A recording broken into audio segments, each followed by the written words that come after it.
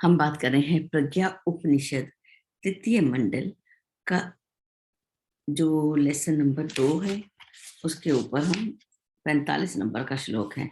Lesson number है दूसरा, द्वितीय अध्याय, और उसके अंदर श्लोक नंबर है 45 तक हमने कल पढ़ा था, और आज हम 46 से लेके 99 तक हैं। और कल हम क्या करेंगे, पूरे का एक बार फिर से रिवीजन कर लेंगे तो ये कंप्लीट हो जाएगा। तो आज हम चलते हैं 46 की ओर। 46 श्लोक नंबर में क्या कहते हैं, और अब अभी तक हम क्या बात कर रहे हैं, गृहस्थ जीवन कैसा होना चाहिए, उसके ऊपर हम लोग यहाँ पर बातचीत कर रहे हैं। तो कहते हैं सहिष्णुता के सहारे ही मैत्री का निर्वाह होता है। सहिष्णुता के सहारे ही जो मित्रता है वो हमारी बढ़ती चली जाती है।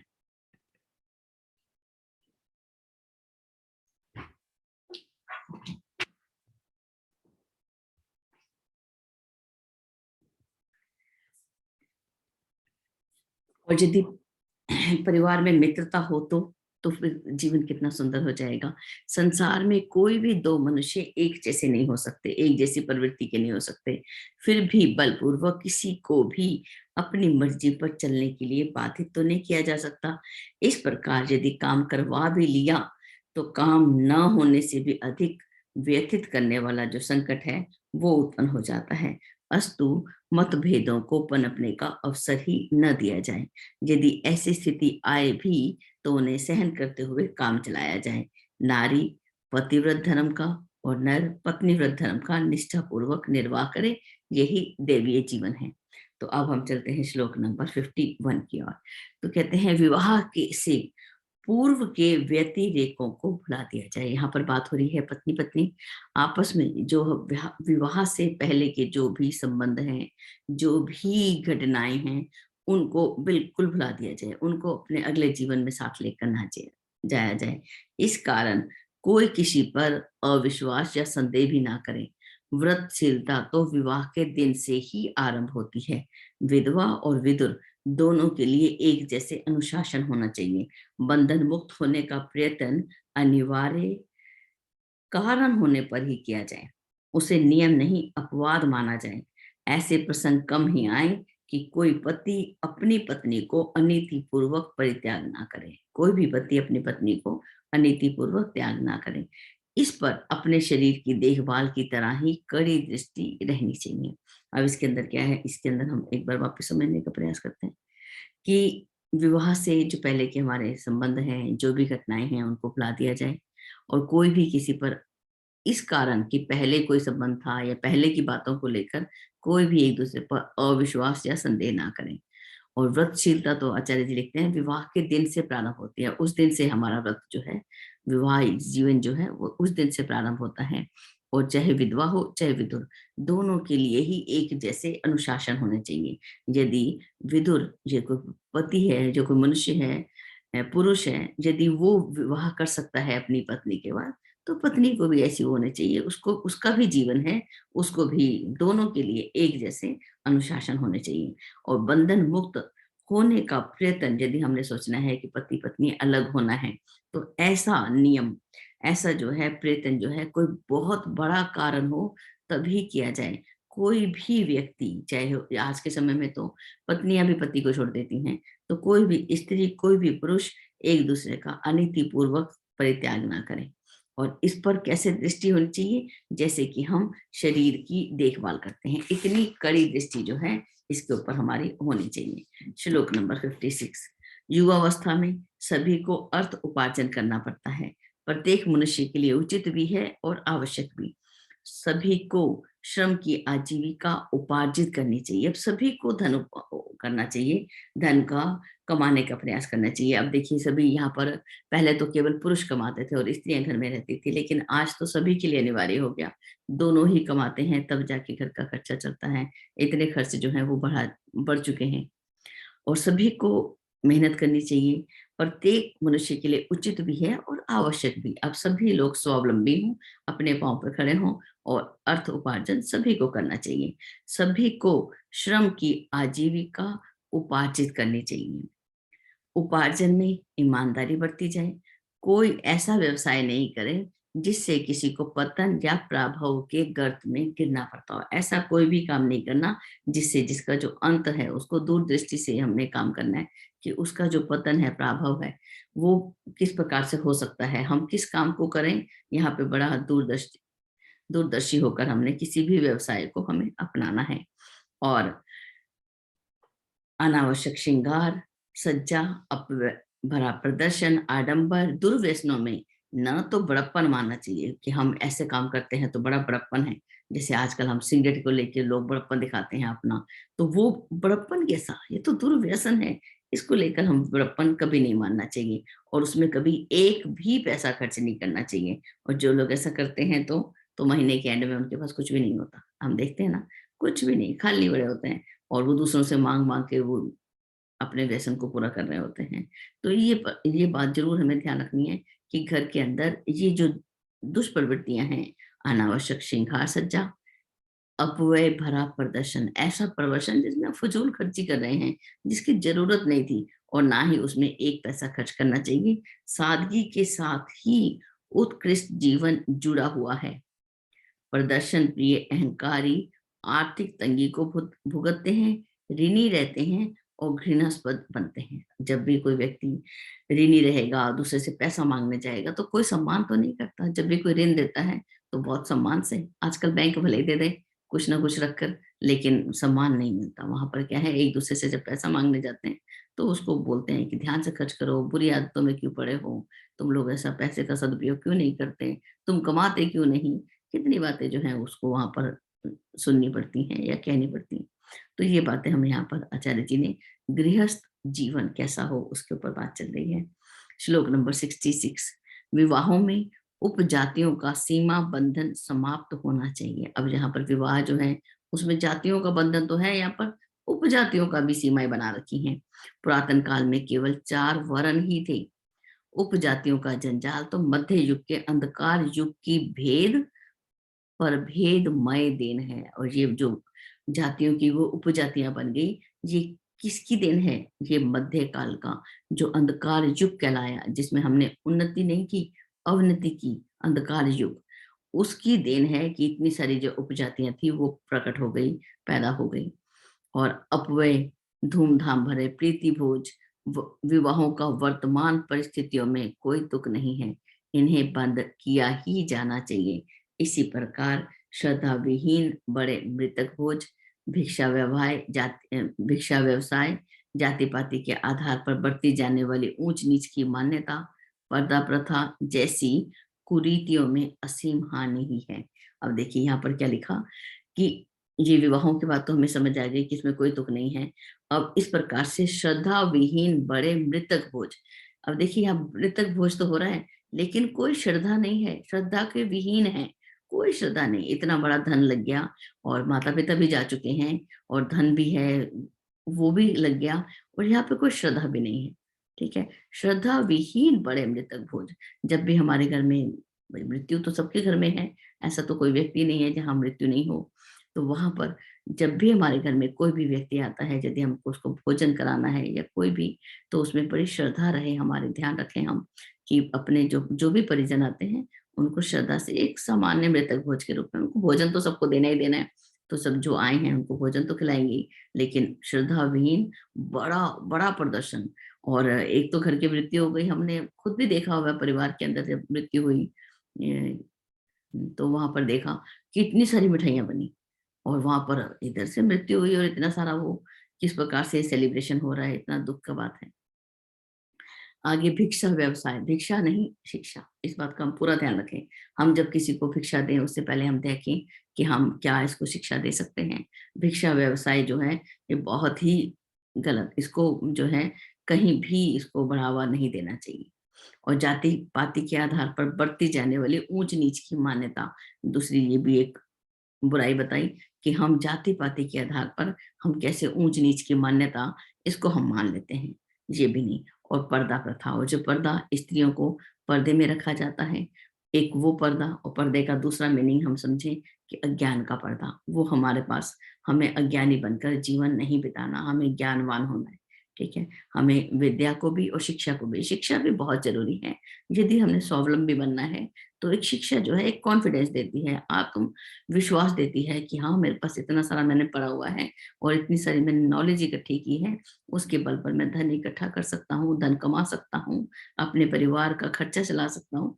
तो जो अज्ञान का पर्दा, शिक्षा और विद्या दोनों को लेना और स्त्रियों के ऊपर भी जो ये पर्दा प्रथा जो है, उसको भी हमें बिल्कुल भी नहीं बढ़ावा देना, उसको भी हटाने का पूरा प्रयास करना।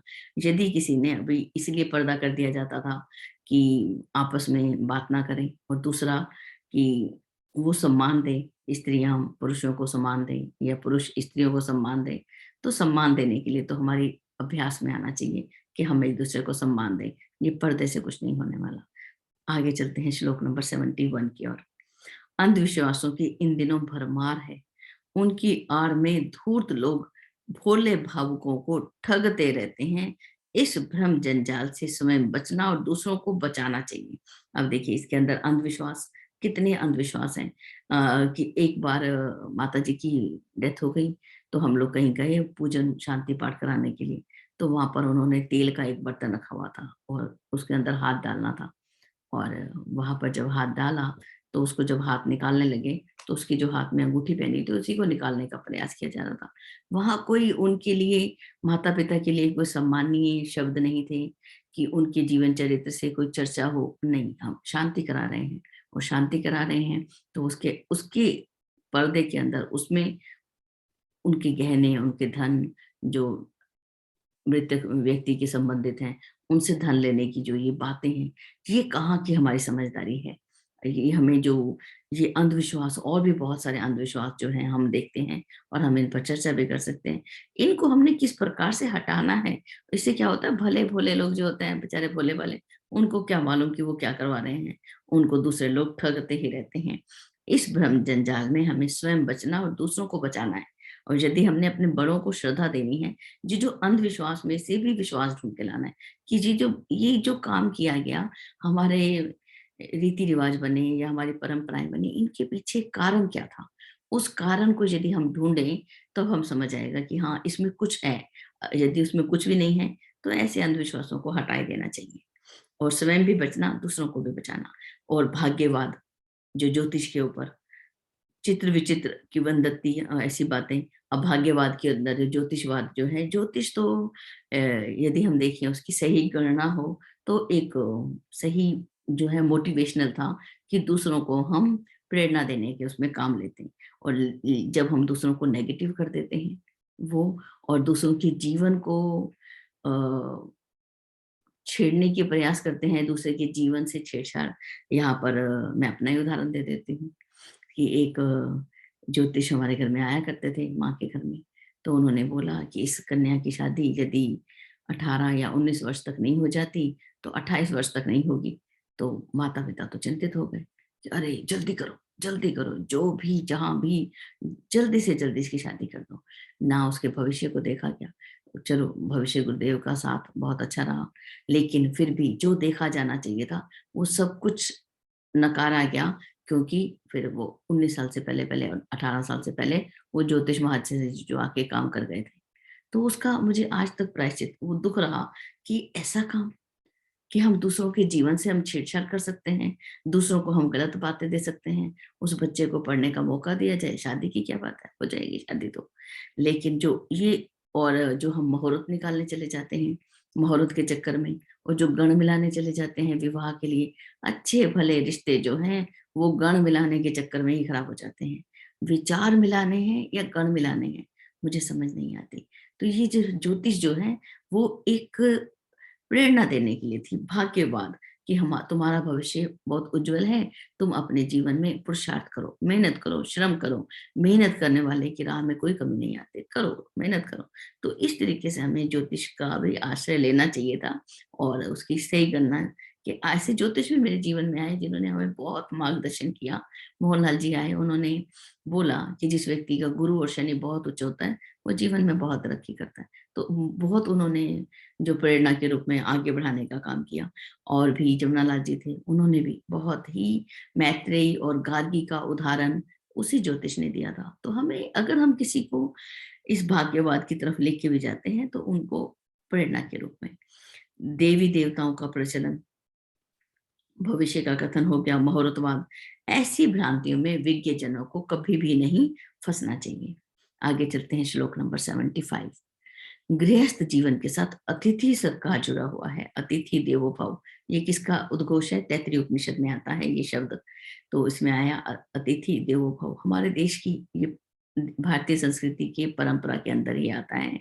अतिथि का सत्कार हमारे पास जुड़ा हुआ है, पर उसमें अतिवाद नहीं बरता जाना चाहिए कि रोज ही घर में अतिथि आए बैठे हों। जिन घरों में दोस्ती के नाम पर निरर्थक व्यक्तियों की मंडली जमा रहती है, जिन घरों में दोस्ती के नाम पर ऐसे व्यक्तियों की निरर्थक, जिनका कोई अर्थ ही नहीं है, ऐसे व्यक्तियों की मंडली जमी रहती है, उनका दिवाला ही निकल जाता है, समय नष्ट होता है, पैसे की बर्बादी होती है। उस अवांछनीय घुसपैठ से परिवार में अनेकों विकृतियां अनायास घुस पड़ती हैं। इसलिए बिना आवश्यक काम के निठल्ले लोगों का आतिथ्य नहीं करना चाहिए, न ही दूसरों के घरों में बिना बार बार कारण के जाना चाहिए। मित्रों के साथ अनावश्यक समय बर्बाद करना भी किसी प्रकार उचित नहीं है। इन दिनों तो उससे हानि ही हानि है। भले मित्रों का अब एक प्रकार से अभाव ही हो गया है।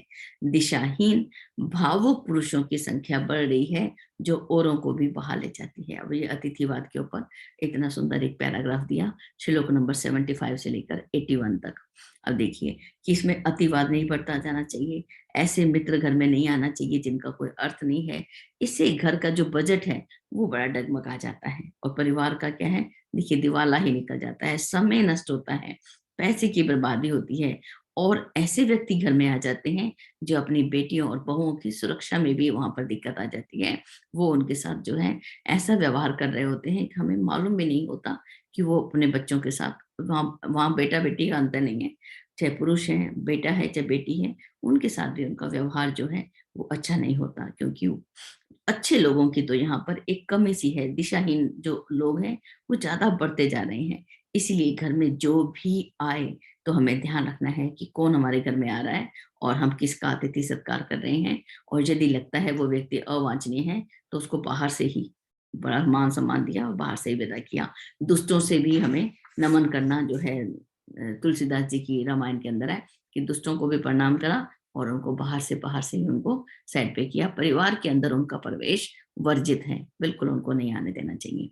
आगे है श्लोक नंबर 82 का जो पैराग्राफ है उसमें कि संयुक्त परिवार प्रथा हर दृष्टि से उपयोगी है, पर उसमें कर्तव्य और उत्तरदायित्व तो बटे रहना चाहिए, और हर सदस्य को अपनी अपनी जिम्मेवारियों और मर्यादाओं का पालन करना चाहिए।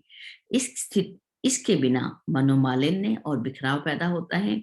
ऐसी स्थिति में निरंतर के कलह की अपेक्षा छोटे छोटे अलग परिवार बसाने की विवशता अपनानी पड़ती है। अब देखिए संयुक्त परिवार की बात की, बहुत ही खूबसूरत होते हैं संयुक्त परिवार, हर दृष्टि से उपयोगी, लेकिन इसके अंदर जो कर्तव्य हैं और उत्तरदायित्व हैं और ये सब बटे रहने चाहिए। हर व्यक्ति अपनी अपनी जिम्मेवारी और मर्यादाओं का यहाँ पर पालन करे। यदि ऐसा नहीं होता तो मन जो है एक दूसरे के मन, अपने मन जो है एक दूसरे के प्रति सम्मान से रिक्त हो जाते हैं, और बिखराव भी परिवार में होता है। और यहाँ पर जो है धन भी है कि अगर हम एक संयुक्त परिवार में हैं तो हर परिवार अपना अपना धन जो है कि कितना खर्चा होगा उसको एक जगह इकट्ठा किया जाए, और उस हिसाब से एक व्यक्ति को उसका जैसे हम किसी संस्था में हम एक कैशियर बना देते हैं, घर में भी, और उसका सावधानी से धन का भी सदुपयोग। पूरा परिवार अपनी अपनी जिम्मेवारियों को करे, अपने अपने उत्तरदायित्व पूरे करे, और सभी को उनके अधिकारों के अनुसार ही उनको सम्मान भी मिले। ऐसी स्थिति रहे, और ऐसा नहीं है कि एक ही व्यक्ति घर की किचन में लगा हुआ है और एक ही व्यक्ति जो है घर का धन दे रहा है, पैसा दे रहा है। तो उस स्थिति में क्या होगा, उससे तो अच्छा अकेला परिवार ही अच्छा है। और उसको अपनाना पड़ता है, क्यों? क्योंकि ये जो है मनों में जो है मैल आ जाती है, वो नहीं आनी चाहिए। तो आज का समय तो संयुक्त परिवारों का, बहुत ही कम परिवार हैं जो संयुक्त रहते हैं, लेकिन सुविधाएं बहुत रहती हैं। बच्चे कब बड़े हो जाते हैं, घर के दरवाजे हर समय आके ताला नहीं खोलना पड़ता, माता पिता अंदर बैठे होते हैं, सुरक्षा रहती है।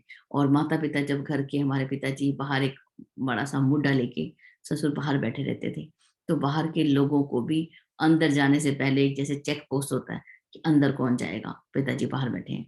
तो इस बात का भी पूरा ध्यान रहता था कि अंदर कोई नहीं जा सकता, क्योंकि पिताजी बाहर बैठे। तो हम लोग भी बड़े निश्चिंत से अपने काम करते रहते थे कि पापा जी बाहर बैठे हुए हैं, हमें क्या चिंता। तो बड़ा एक और जो सुख दुख में जाना पड़ता है, लोगों से मिलने जाना पड़ता है, तो माता पिता अपने आप निभाते रहते हैं। हम भी उन जिम्मेवारियों से भी हम फ्री रहते हैं। तो संयुक्त परिवार तो हर दृष्टि से, और बच्चों को कहानियां, कथाएं, और ये जो है माता पिता के साथ बैठकर हम ये बहुत अच्छा जो है एक वातावरण दे सकते हैं। अब हम किस प्रकार से संयुक्त परिवारों की ओर जाएंगे, ये तो कुछ मालूम नहीं। आगे चलते हैं। श्लोक नंबर 85। संयुक्त परिवारों का लाभ तभी मिलता है जब कर्तव्यों एवं मर्यादाओं की आचार संहिता बने और उसका विधिवत पालन हो सके। अब इसका लाभ कैसे है कि उसके अंदर एक आचार संहिता बने कि किस व्यक्ति की क्या जिम्मेवारी है और उसका पालन भी हो। परिवार संस्था में वयोवृद्धों को समुचित सम्मान मिलना चाहिए, उनकी सुविधा और सहायता का भी ध्यान रखना चाहिए, उनके अनुभवों से लाभ उठाना चाहिए, किंतु परामर्श या निर्देश को औचित्य की कसौटी पर कसने के उपरांत ही पालन करना चाहिए। अब देखिए कितनी बड़ी बात यहाँ पर लिखी कि अब देखिए ये सब हमको समझ आ गया कि उसका लाभ तब मिलता है जब परिवार के अंदर एक कर्तव्य और मर्यादाओं की आचार संहिता हो, उसका विधिवत पालन हो, सभी को सम्मान मिले, बड़ों की सुविधा और सहायता का ध्यान रखें, उनके अनुभव से लाभ उठाएं। लेकिन जब हमें परामर्श मिला या निर्देश मिले, उसको हमने जरा अच्छे से ठोक बजा के देखना है कि जो हम तो अब इस समय की उम्र में जब बड़े हो जाते हैं, तो जो परिवार के नई पीढ़ी होती है, हम उनकी समस्याओं को, उनकी आज की बातों को कई बार नहीं समझ सकते। तो उस समय जब बच्चे हैं तो वो भी, उनको भी एक सावधान किया गया कि वो अपने बड़ों की बात को पहले समझ के, सोच समझ कर ही औचित्य की कसौटी पर कसने के बाद क्या उचित है क्या अनुचित है, उसके उपरांत ही पालन करना चाहिए। और वृद्धों में से कितनों की ही मान्यताएं, आदतें, इच्छाएं ऐसी होती हैं जिन्हें विवेक की कसौटी पर कसने पर खरा नहीं पाया जाता, कि वो कुछ भी बोलते हैं। कई बार तो ऐसा है कि कुछ भी जो नहीं भी बोलना वो भी बोल देते हैं, और परिवार के अंदर भी कई बार विग्रह भी खड़ा कर देते हैं, जो आगे लिखा है। ऐसी दिशा में निर्देशों को बिना विग्रह खड़ा किए हुए उन्हें अनसुना या उपेक्षित भी किया जा सकता है। तो ऐसी बातों को हमें कुछ नहीं करना, कोई विग्रह खड़ा नहीं करना, उसको केवल अनसुना करना है, और उपेक्षित भी किया जा सकता है। तो इस बात को हमें ध्यान रखना है कि हमें सलाह कौन दे रहा है, और वो जो सलाह है, जो परामर्श है, जो मशवरा है, वो कहाँ तक ठीक है। अगर वो सही है तो वो बात चाहे छोटा व्यक्ति भी कर रहा है, उसको भी मान लेना चाहिए। और यदि कोई गलत बात हमारे बुजुर्ग या बड़ा व्यक्ति कह रहा है, तो उसको भी उपेक्षित किया जा सकता है। सम्मान की रक्षा, सुरक्षा, सेवा एक बात है, और आंख मूंद कर निर्देश मानने के लिए बाधित होना सर्वथा दूसरी। कि आंख मूंद कर जो है हमें बड़ों का निर्देश भी नहीं मानना चाहिए। विवेक एवं औचित्य का महत्व सर्वोपरि है, उसका स्थान वृद्ध जनों के परामर्श से भी अधिक है। हमें विवेक का सहायता, क्या उचित है क्या अनुचित है, इसका जो महत्व है ये बहुत ज्यादा है। इसलिए और बड़ों की भी यहाँ पर जो अभी आगे पढ़ेंगे, वृद्ध जन महात्म्य के अंदर हम अभी तीसरे मंडल में ही पढ़ेंगे कि बड़ों को भी जब हम परामर्श देते हैं, तो ये जरूरी नहीं है कि बच्चे जो है हमारा कहना जरूरी माने। आपने अपनी बात रख दी, ठीक है, उनको उचित लगेगा तो वो करेंगे, उनको नहीं लगेगा कि उचित, आज के समय की जरूरतें बदल गई हैं, समय की, आज इंटरनेट का जमाना आ गया है और सभी कुछ उनके पास उपलब्ध है।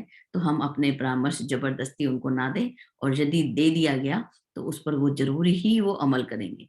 भाई हमारी तो इज्जत ही कम हो गई, हमारा सम्मान ही खत्म हो गया, हम जो बोलते हैं बच्चे सुनते ही नहीं, ऐसी बातें हम लोगों को भी नहीं करनी। ठीक है, अब हम बड़े हो गए हैं तो, और छोटे हो गए, तो दोनों को ही ऊपर ये बात लागू होती है। और आगे चलते हैं श्लोक नंबर 93 की ओर।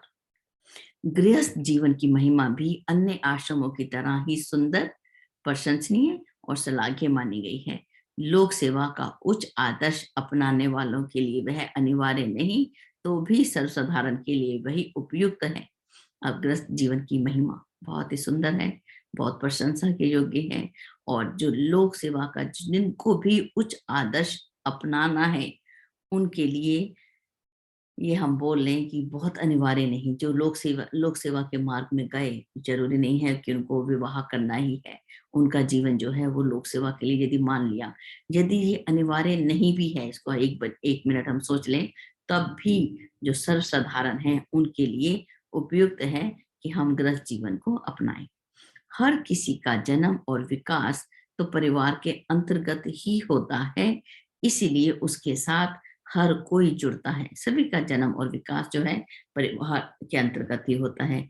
यदि हम देखें ब्रह्मचर्य आश्रम है, तो वो भी जो जीवन है, गृहस्थ आश्रम जो है, वो ही उनका पोषण करता है। वानप्रस्थ को सहारा कौन देता है? वो भी गृहस्थ आश्रम देता है। सन्यास को भी हम अपने समाज में जो सन्यासी जीवन है, अपने बुजुर्ग माता-पिता हैं, गुरुजन हैं, उनको भी सहारा कौन देता है? गृहस्थ आश्रम देता है। तो ये जो आश्रम है, ये जो जीवन है, एक बहुत महत्वपूर्ण है। इसके साथ जुड़े हुए कर्तव्य, उनका परिपालन ही श्रेष्ठ माना जाता है। आज का उद्बोधन उपस्थित जनों को और भी प्रिय लगा। शांति पाठ, आरती, जयकार, अभिवंदन के उपरांत नियत समय पर सत्र समाप्त हुआ, पर उठने व जाने के लिए किसी का मन नहीं कर रहा था। नित्य नियम की व्यवस्था ने ही उन्हें विदा होने के लिए विवश किया। इति श्रीमद् प्रज्ञोपनिषदे ब्रह्म विद्या आत्मविद्यो युग दर्शन युग साधना प्रकटीकरणों श्री धौम्य ऋषि प्रतिपादिते गृहस्थ जीवन इति प्रकरणों नाम द्वितीय अध्याय। ये ही प्रज्ञा उपनिषद ही एक ब्रह्म विद्या है। हम अपना निर्माण कैसे करें, हम अपना विस्तार कैसे करें, अपनी समीक्षा कैसे करें। हमें तो ये मालूम कि बच्चे ये मत करो, लेकिन हम करें क्या? तो वो जो है वो हमें, देखिए सब कुछ हमें यहाँ पर बताया आचार्य जी ने, जैसे हमें बताया कि बड़ों के निर्देश को, बड़ों के परामर्श को हम कैसे मानें। बहुत अच्छा परामर्श है तो मान लिए। तो ये जो है, ये हमें समीक्षा देता है हम क्या करें। तो उसके लिए हमें जो है आत्मविद्या के रूप में और ब्रह्म विद्या, गृहस्थ जीवन यदि हम बहुत अच्छे से, इसके अंदर शुरू में ही आया था कि ये एक प्रकार का योगाभ्यास है। यदि हम इसको अच्छे से जीवन बिताते हैं, तो इसी जीवन में ही हम योगियों सा जीवन जी सकते हैं। जैसे राजा जनक का उदाहरण आता है। अपने राज्य का संचालन करते हुए भी, राज्य मतलब एक परिवार एक ले लें, यदि हम अपने परिवार का संचालन करते हुए भी वो विदेह रहे, तो ये आत्मविद्या, सब कुछ इसके अंदर हमें बताया गया। हम क्या करें, ये आज का दर्शन है। आज की साधना किस रूप में प्रकट हो रही है। और यहाँ के ऋषि जो हैं, धौम्य ऋषि, और जो लेसन का नाम है, पाठ का नाम है गृहस्थ जीवन, इसकी महत्ता, हमने इसके बारे में बहुत कुछ पढ़ा। तो इसी के साथ मैं अपनी वाणी को विराम देती हूँ। हमारे पास है 7 मिनट, और हम संयुक्त परिवारों के ऊपर हम काफ़ी बात कर सकते हैं। और आज जब हमारा एकाकी जीवन है, एक परिवार है जिसमें सिर्फ माता-पिता और बच्चे ही रहते हैं, उसमें हम अपनी भावनाओं को किस प्रकार से विकसित करें कि हम एक विश्व परिवार के सदस्य बने, केवल अपने आप को छोटे से दायरे में संकुचित ना करें। तो इसी पर हम आगे बातचीत करते हैं। जय गुरुदेव।